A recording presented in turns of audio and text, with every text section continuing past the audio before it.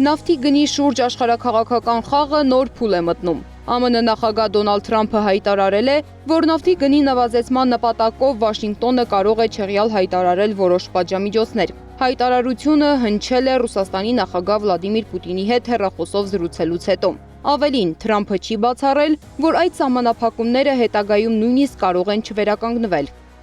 Ով գիտի, գուցե կարիք չլինի դրանք նորից սահմանել։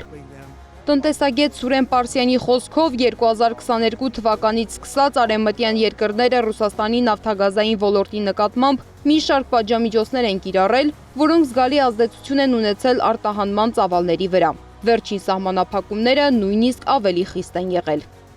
Եվրոպան ընդհանրապես հրաժարվել ռուսական նավթից, ինչպես նաև ասիական երկրները պետք է զգալի կրճատեին գնումները Ռուսաստանից, կամ նաև ռուսական նավթի համար նախատեսվում էր այսպես վերին առաստաղ $60 շրջանակում, այսինքն իրավունք ունեին $60 ավել վճարել ռուսական նավթի համար մեկ բարելի հաշվով։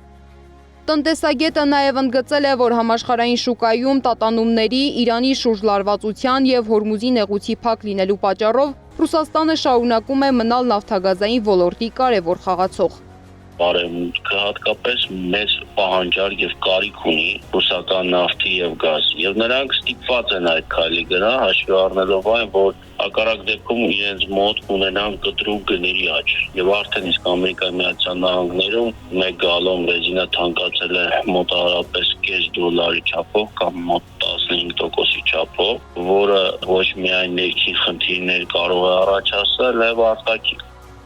Պարսյանը նշում է, որ այս իրավիճակում Ռուսաստանը շահում է, իսկ նոյեմբերին սպասվող ընտրությունների ֆոնին Ամերիկայի նախագահը փորձում է իջեցնել նավթի եւ գազի գները, որպեսզի մեղմի հասարակության դժգոհությունը եւ ընտրությունում ուժեղ դիրքեր ունենա։ Քաղաքական վերլուծաբան Հակոբ Բադալյանն էլ ընդգծում է, որ պատժամիջոցների թուլացումը անհրաժեշտ է նաև էներգետիկ շուկայում խոշոր ճգնաժամից խուսափելու համար, քանի որ Մերձավոր Արևելքում այս պահին արդյունաբերությունը գրեթե կանգնած է, իսկ լիարժեք վերականգնումը կարող է տևել շաբաթներ կամ նույնիսկ ամիսներ։ Ռուսաստանը դիտվում է շուկայում հարաբերական թեկուզ կայունություն ապահովելու միջոց, հաշվի առնելով Ռուսաստանի նավթագազային ռեսուրսները։ Մենք թերևս պետք է արձանագրենք նաև, որ գործ ունենք երկու միջուկային գերտերությունների հետ, գործ ունենք աշխարհաքաղաքական մի իրավիճակի հետ, որտեղ փաստացի կարմիր գծերը ջնջվում են գործնականում եւ միակ գործուն կարմիր գիծ մնում է հենց միջուկային բաղադրիչը եւ հասկանալի է, որ այս պայմաններում միջուկային գերտերությունների առավել եւս մյուսների հանդեպ անհամեմատ ավելի մեծ եւ ավելի սարսափելի միջուկային պոտենցիալ ունեցող տերությունների միջև երկխոսությունը ոչ միայն տրամաբանական է թվում, այլ նաեւ անխուսափելի։ Բադալյանը ընդգծել է, նման հայտարարությունները հաճախ ունեն նաև աշխարհաքաղաքական ենթատեքստ։ Թրամփի խոսքերը կարող են դիտարկվել որպես Մոսկվայի հետ որոշակի պայմանավորվածությունների արդյունք կամ այդ գործընթացի մաս։ Հատկանշական է, որ երբ նավթի գները դեռ չէին հասել $100 սահմանին, ռուս-ամերիկյան բանակցային գործընթացում Պուտինի հատուկ բանագնաց ուղղակի ներդրումների հիմնադրամի ղեկավար Կիրիլ Դմիտրիևը հայտարարեց, որ նավթի գինը անպայման կհատի $100 եւ հենց այդ ժամանակ խոսեց այն մասին, որ նահանգների հետ քննարկում են նավթի ոլորտում Ռուսաստանի դեմ պատժամիջոցները թույլատնելու հարցը։ Կրկնեմ, սա այն ժամանակ էր, երբ նավթը դեռ չէր հասել $100-ին։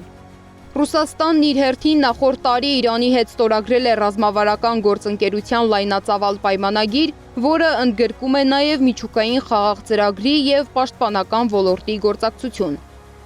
Ռուսաստանը չի կարող անտեսել այդ պայմանագրի հանգամանքը Իրանի շուրջ ստեղծված իրավիճակի առումով եւ նույնը նաեւ չի կարող անտեսել Միացյալ Նահանգները, որքան էլ Թրամփը այդպես փորձում է ներկայանալ աշխարհակալի տեսքով նաեւ այս պատերազմում եւ հետեւաբար կրկնեմ, այդ հանգամանքը ու միջուկային կայսրություն լինելու հանգամանքը ստիպում է բնականաբար վարել երկխոսություն։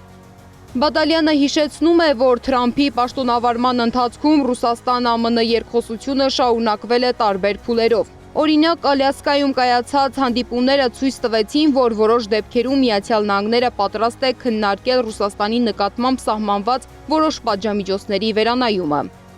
Այս հանգամանքի օգտին է խոսում այն, որ Ռուսաստանի նախագահի հատուկ բանագնացը հենց տնտեսական ոլորտի ներկայացուցիչ է։